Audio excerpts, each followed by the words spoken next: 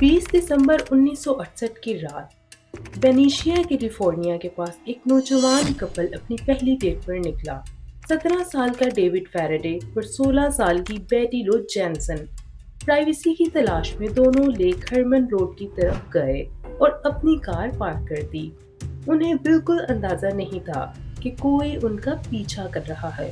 रात के तकरीबन 10:30 बजे एक गाड़ी वहां रुकती है। एक अजनबी उतरता है और कहानी शुरू होती है जो अगले 50 साल तक दुनिया को परेशान करती रही। दोस्तों, एजी आवर में आपको खुशामदीद। आज हम बात करेंगे अमेरिका के सबसे मिस्टीरियस और खौफनाक सीरियल किलर ज़ोडिएक किलर की। 20 दिसंबर 1968 की रात उस अजनबी ने जब डेविड और बेटी से कार से उतरने को कहा तो उन्होंने मना कर दिया, मगर जब उसने धमकी दी और कार की खिड़की तोड़ी तो दोनों डर कर बाहर निकले।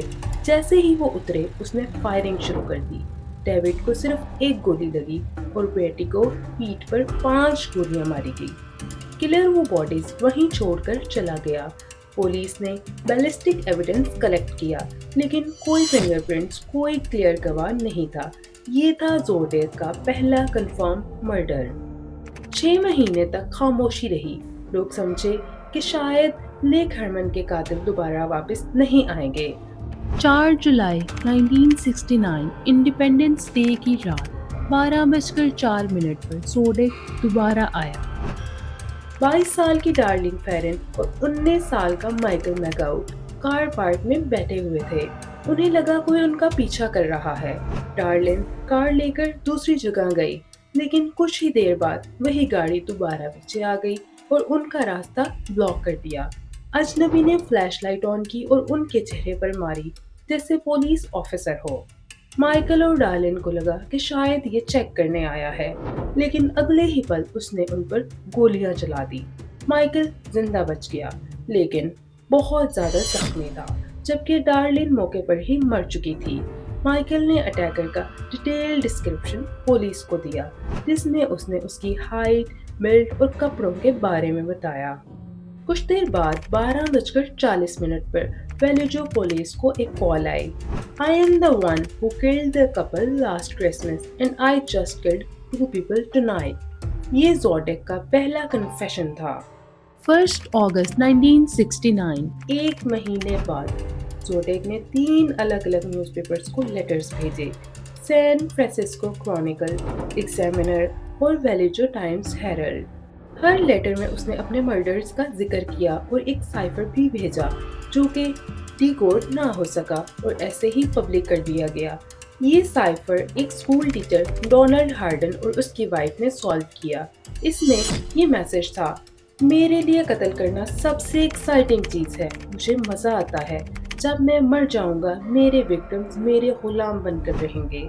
27 सितंबर 1969 इस दफ़ा टारगेट था एक कॉलेज कपल, ब्रायन और सीलिया शेफर्ड। दोनों पिकनिक के लिए लेक बेरिसा गए। शाम के वक्त एक आदमी ब्लैक हुड और सनग्लासेस पहनकर नाइफ के साथ उनके करीब आया।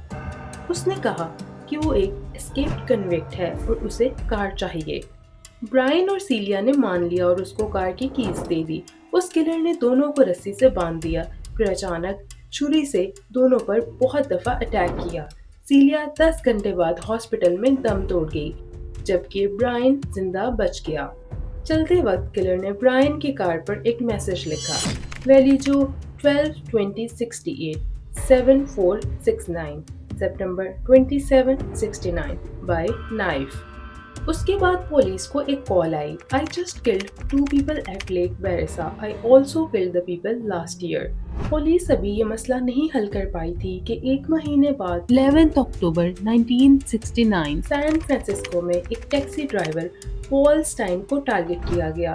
उसने मैपल स्ट्रीट में पॉल स्टाइन को हेडशॉट से मारा और मारने के बाद उसकी शर्ट का पीस काट कर साथ ले गया। 3 बच्चों ने यह मर्डर अपनी आंखों से देखा और पुलिस को कॉल की, लेकिन उन्होंने गलती से रिपोर्ट कर दिया कि सस्पेक्ट ने ब्लैक हुड पहना है। पेट्रोल ऑफिसर्स ने एक वाइट मैन को पास से गुजरते देखा, लेकिन रोका नहीं।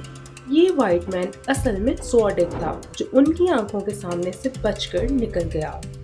جلد ہی کرونیکل نیوز پیپر کو لیٹر آیا جس میں ثبوت کے طور پر ساتھ میں شرٹ کا پیس بھی تھا۔ یہ پروف تھا کہ پال سٹائن کا قاتل وہی زوڈیک ہے۔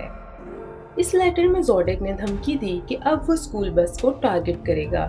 پولیس نے ان 3 بچوں کی مدد سے اس کا اسکیچ بنوایا اور تمام ٹیکسی ڈرائیورز کو تقسیم کر دیا۔ انہوں نے کافی ٹائم تک ہر اسکول بس کا پیچھا بھی کیا مگر کسی اسکول بس کو ٹارگٹ نہیں کیا گیا۔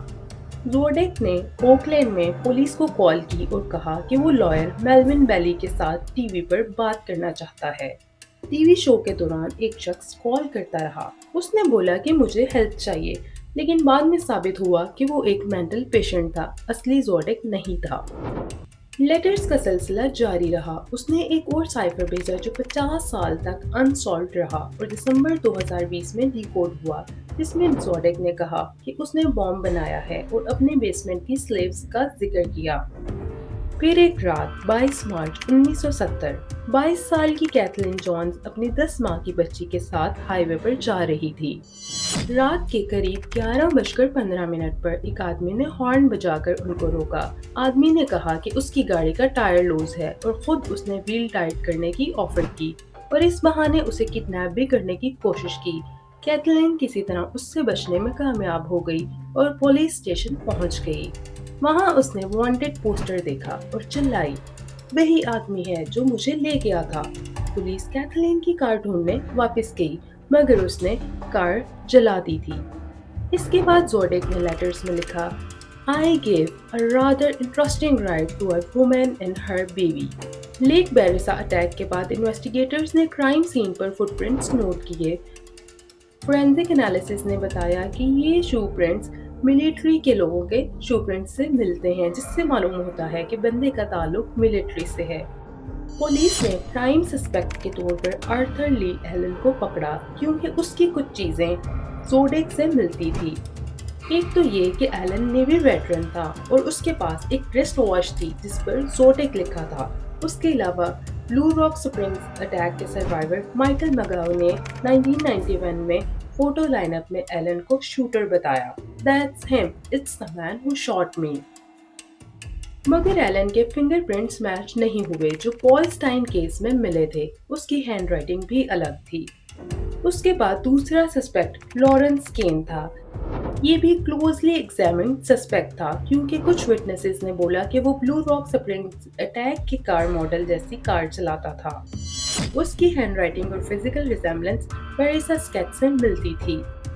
پولیس نے کئی سسپیکٹس پکڑے لیکن کوئی کنکلوسیو پروف نہ ملنے پر چھوڑ دیا اور انویسٹیگیشنز آج بھی ان ریزالوڈ ہیں۔